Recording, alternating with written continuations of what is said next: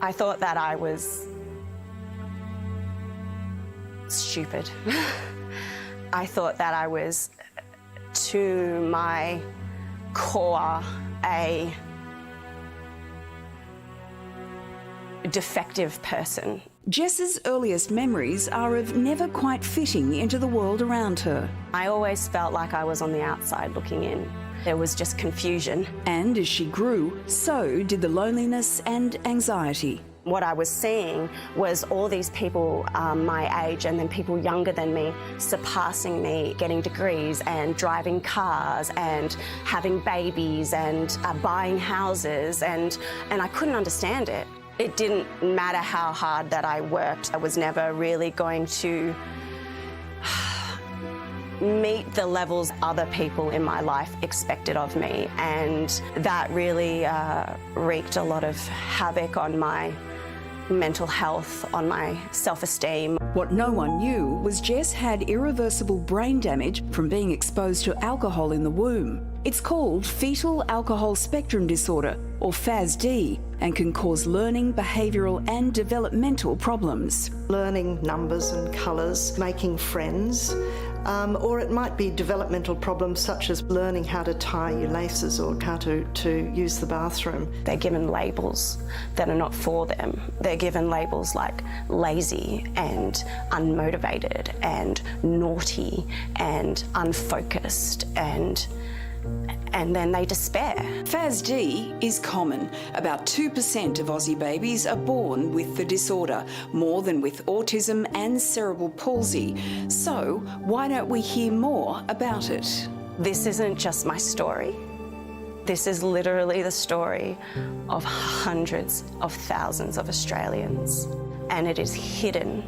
And I am here to raise my hand and say, I have brain damage and this is preventable, but you need to know what it looks like.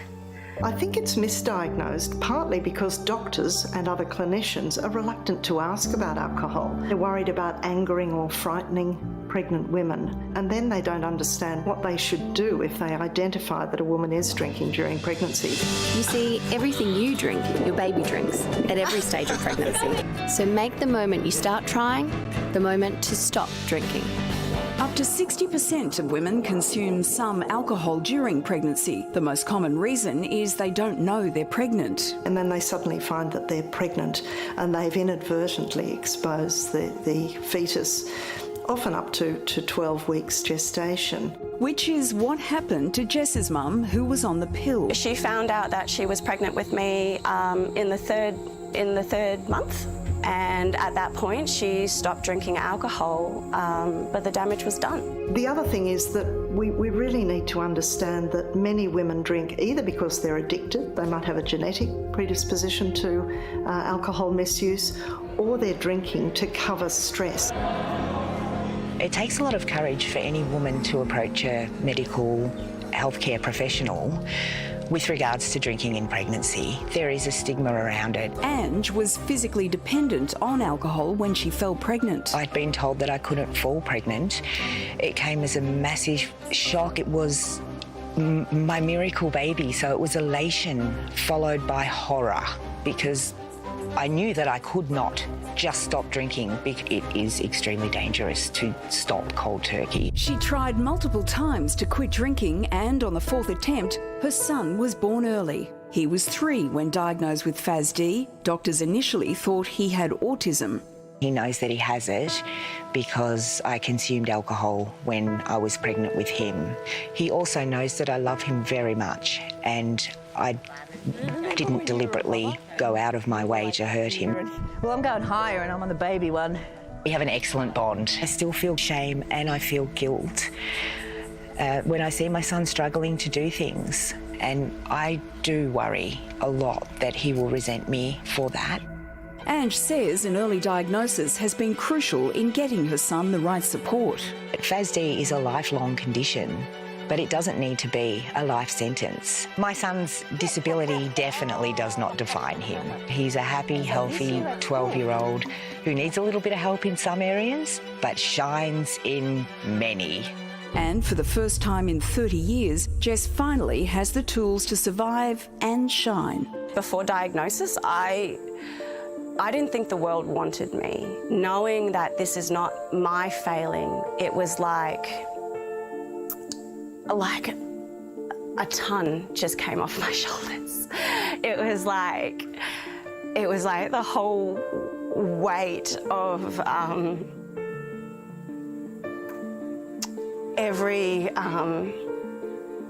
horrible interaction and every failed exam and every lost race and embarrassing moment had a reason, and that reason wasn't because I was defective, and that is a gift because you can now establish your place in the world. And for Jess, that's about being the face of an often invisible disability. I'm here to call out our government and our health professionals and our alcohol lobbyists for not giving the Australian people the information that they need to know to be empowered and to make informed decisions. And instead, what they do is they dump on women, and they dump on mothers, and they dump on carers, and they dump on children who are blamed for their suffering, and it's unacceptable. Wow, we have to say a huge thank you to Jess and to Ange for speaking so eloquently on a topic that's obviously a very sensitive one, particularly for a lot of women, and a very personal one. And for more details on FASD and where to get support, just head to our website.